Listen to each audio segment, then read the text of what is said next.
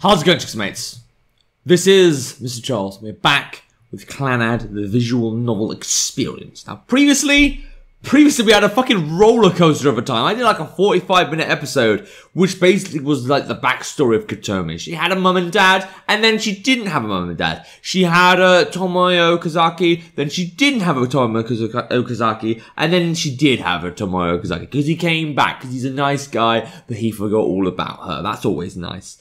I don't know where this is going to go now, but I've got to say that last episode fucking killed me. So, like, where are we going next? I mean, I still haven't learned any fucking violins. I was going to have a fucking violin competition with this bitch, but fucking not happening yet, is it? Alright, so, she burnt the document thing that the important people wanted to read. I burned it, she said. Oh god, okay. That's what Kotomi says. It almost sounds like she says it with a laugh. I remember this part. In my hazy memory, one image still remains clear. A small girl crying in the middle of the room. Orange flames flicking like a... I thought it was going to be flickering, but okay. Flicking like a snake's tongue. Why did you do that? Why the fuck did you do that? I don't know. I don't know. She's at a loss for words. I look at the colossal stack of cut-out pages scattered on the floor. Did you cut out all of these? Still looking away, she nods. At first, I did it to atone. In place of what I burned, I cut out all of the newspaper articles that mentioned my mother and father. But I thought that wasn't enough. I remember when I met Kotomi at the bookstore in front of the station. Yeah, I remember she found some scissors and she was like, licked it like a lollipop, and I thought she was gonna like self-harm or something. I guess this is a little, well, friendlier, to say the least. She must have been making her rounds to the bookstores since she was small. She must have had to stand on her toes to get the technical books on physics that were high up on the shelves. She must have turned the pages as best she could with her tiny fingers. She would read through entire books without even knowing the meanings of the technical terms. She did all of that to find the fragments of what remained of her parents. I would get so happy when I found my mother and father's names. It felt like they were talking to me. I wanted to buy the books, but they were all so expensive. That's why I took out my scissors and...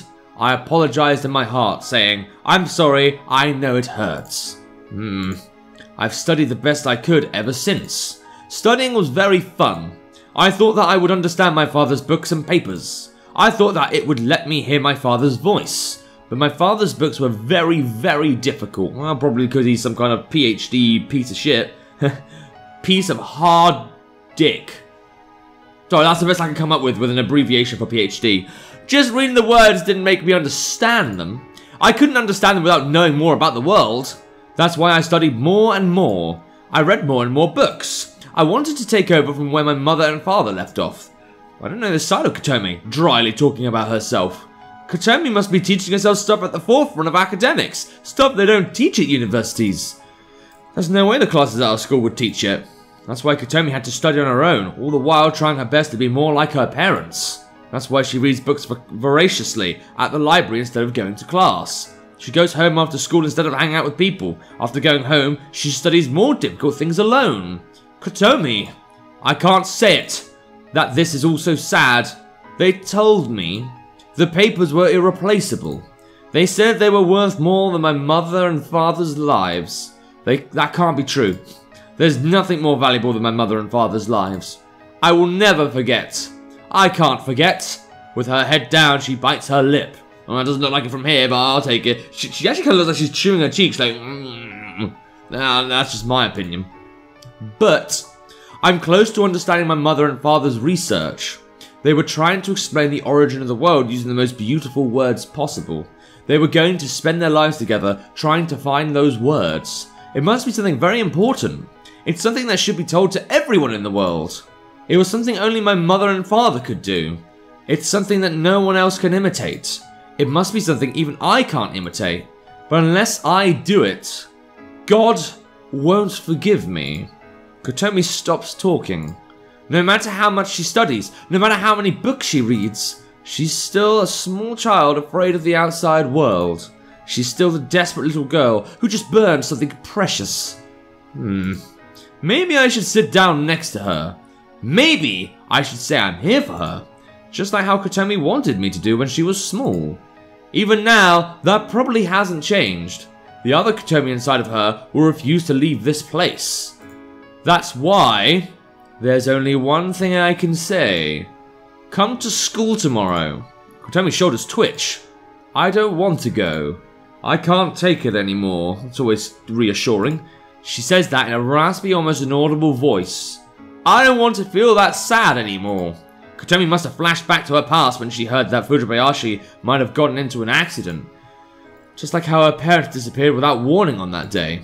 And she still remembers the promise she made to God that isn't fulfilled yet. What I'm asking from Kotomi might be something very cruel. But even so, I have to repeat it. Come to school tomorrow. You'd better come. I'll be waiting for you. Furukawa, Fujibayashi, and Kyo, we'll all be waiting for you. Goodbye, Kotomi. See you tomorrow. I don't get a response. See you tomorrow. No answer. See you tomorrow. I think I see her jaw move slightly. That must be the best she can do at the moment. There you go. I leave that room. What a fucking... Yeah, go back to moping about your mum and dad. What the hell they're doing. Oh, I don't know why I have this urge to be so cruel to her sometimes. The heavy wooden door separates me and Kotomi. I'm left by myself in the darkness of the hall. See you tomorrow. My whispers are absorbed into the nothingness of the space. I didn't know it would be this painful. Saying see you tomorrow to someone who may never show up. There you go. That's what happens. Yep. Oh, yay, we're back to having days again. Did you notice we didn't have a little calendar bit in the top left corner? I was missing that. Morning.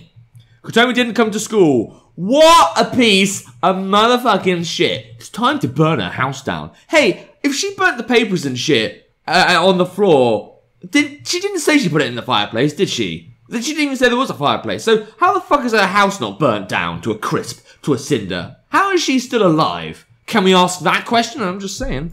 Alright, cool, great. Homeroom ends and classes start. I don't understand any of the subjects, but I sit through each and every one of them. If I'm going to wait for Kotomi, I can't ditch these classes. That's what I tell myself. The formulas and names of the eras are nothing but mumbo-jumbo to my ears. The wind sometimes blows in through a half-open window. I gaze at the shimmering rays of light dancing on my desk. Always fun. I head to the library right after morning classes end. Maybe, just maybe, Kotomi might be there. She might be waiting for me with half of her lunch left over. That's what I tell myself. I slowly go to open the usual sliding door. It's locked. The air of the empty hallway feels alien to me. How long have I been standing here?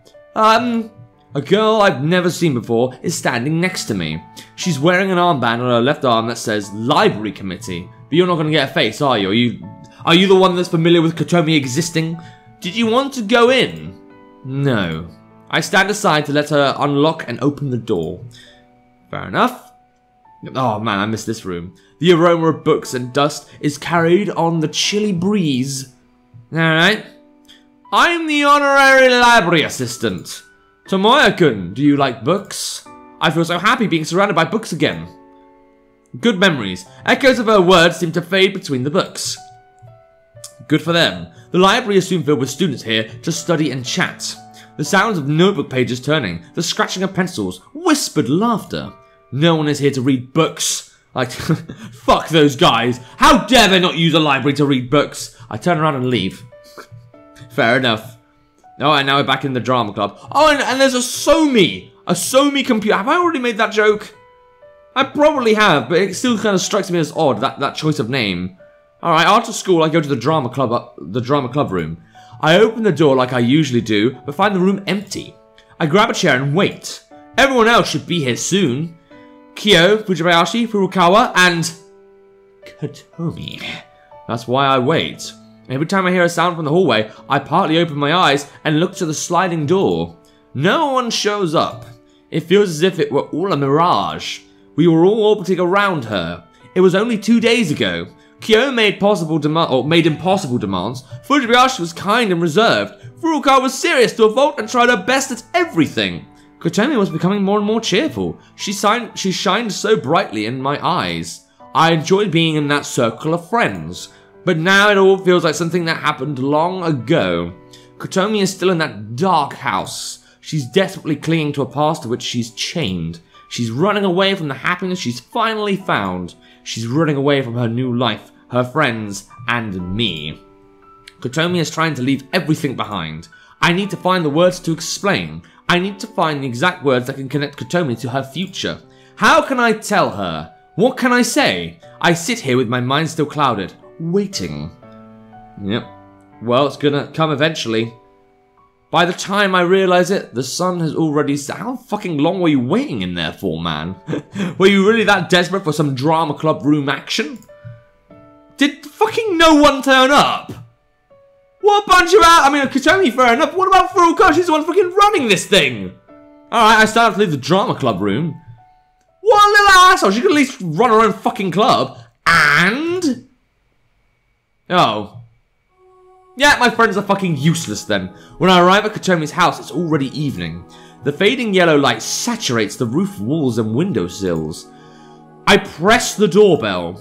2 times, 3 times, 4 times? Nothing happens. I start to doubt if the doorbell even works. I look around but don't see light coming from any of the windows. Yes, I know.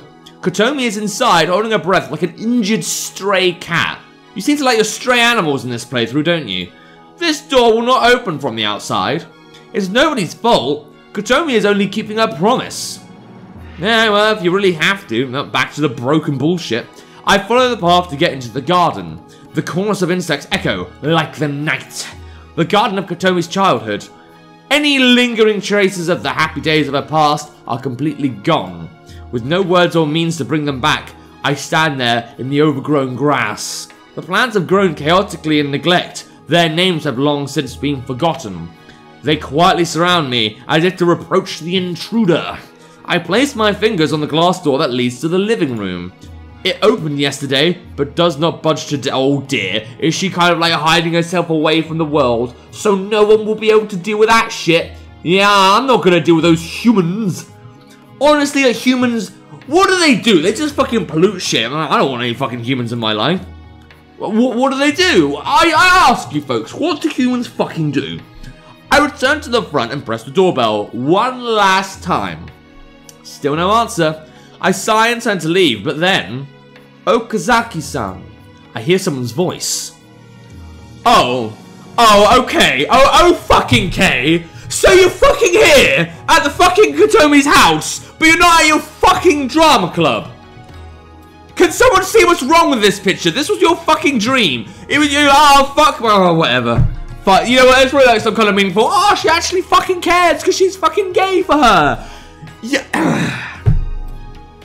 Is this not like a bit much? Is this not like a bit, what's wrong with this picture? Why were you not at the drama club but you were here? Alright, fine. I turn around and see Furukawa standing there like a weirdo. Her brownish hair flutters in the passing evening wind. This is Kotomi-chan's house, isn't it? She meekly looks up at the second floor.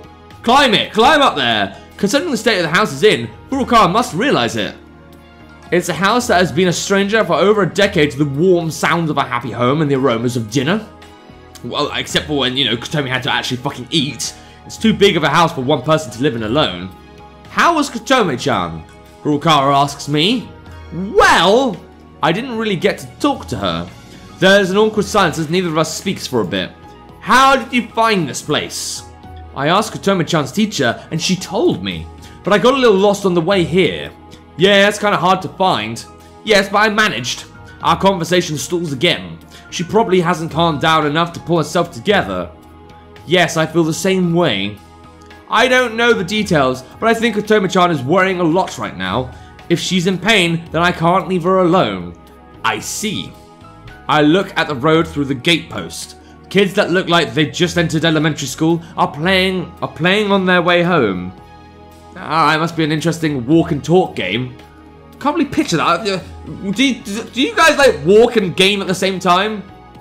I mean, I used to have a Game Boy Advance, but I did that in my bed when my parents wanted me to sleep. Not when I was walking home, because I didn't want to get fucking run over, but okay. So what happened with the club? It didn't meet yesterday or today.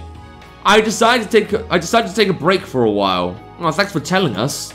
We have much more important matters to deal with right now, like our mentally abused friend. I talked it over with Kyo-chan and Ryo-chan yesterday, but not fucking me. We discussed what we could do for Kotomi-chan. And what did you decide? It's a secret. No, for fuck's sake. That sounds like something Kyo would say. Come to think of it, Kyo's probably the mastermind and told Furukawa to keep it a secret. Then at least give me a hint. A hint? Yeah, a simple one. Birthday! I get it. And her birthday was like May 13th? I know they mentioned it, but I've forgotten which day it was specifically. So they're probably getting together to give Kotomi some kind of present. It's something they would think about, probably like a giant teddy bear, because it's what she wanted when she was a kid. Was the hint too easy? She asked that in such an earnest way that I can't help but laugh. No matter how complicated the situation, the simplest way forward might be to think about what you can actually do. Furukawa and the rest decided to do something for Kotomi. There has to be something only I can do for her. Kotomi's birthday is on the 13th, okay, right? Yes, that's what Kotomi-chan said the other day. Today is Friday the 9th, so that's Saturday, Sunday, Monday. There's only 3 days left. Yeah, I suppose if you don't include the 9th. Is there enough time? I have no idea. But just thinking about it won't solve anything. Can you tell Kyo and Fujibayashi something for me? I'm gonna skip school tomorrow and Monday, but don't worry about me. Tomorrow and Monday? Yeah, I'll need the next 3 days. The Founders Festival is this weekend, and the ceremony is on Sunday. Monday will be used as a holiday to celebrate it. Founders Festival? Now that she mentions it, there's always something like that around this time of year. Yeah, I mean, we've done it like a million times. Yes, the culture clubs will have presentations on that day. The drama club still isn't considered a club, so we couldn't join in. Oh. To the third-year students, these are the last school events they'll have to have in high school. It must be an important time for Furukawa. And yet, Furukawa would exchange it in a heartbeat for the sake of her friend, because she's fucking nice like that. Thanks for coming here. I'm just glad to see that you're doing okay, Okazaki-san. Yeah, sorry to make you worry about me. Well, there you go. Okazaki-san. She says my name again in a serious tone. Yeah? Please bring Kotomi-chan back to school. I think you're the only one in the whole world who can do it. You're exaggerating. It's not an exaggeration. Kotomi-chan really likes you, Okazaki-san. Furukawa is peering into me, into my soul, with those dead brown eyes. It isn't embarrassing, it just feels strange. Yeah, I'm with you there. It's like moonlight peeking through a snowy sky. Oh, that's a bit much. It's quiet and reassuring, but also a little sad. I'll do my best, I answer her.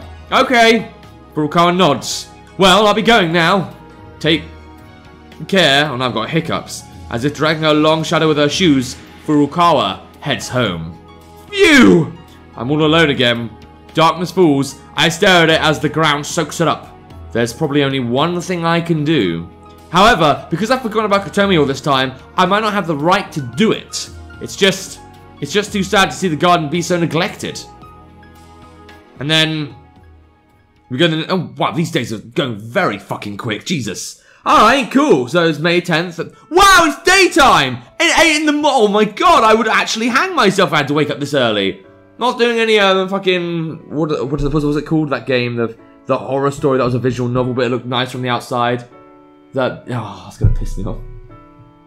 Oh, it's like the biggest visual novel out there. It's that club, the English Literature Club, or that's gonna annoy me. Alright, it's just like a horror game. Alright, well, I'm done with this episode. Next time, I guess we're gonna see what the fuck our boy Tomoya has planned. But if you want to be game, so see if you can share out Ichinose before I do, there'll be a link to the game in the description down below. And without further ado, Lumos Scratch until it's time. See ya!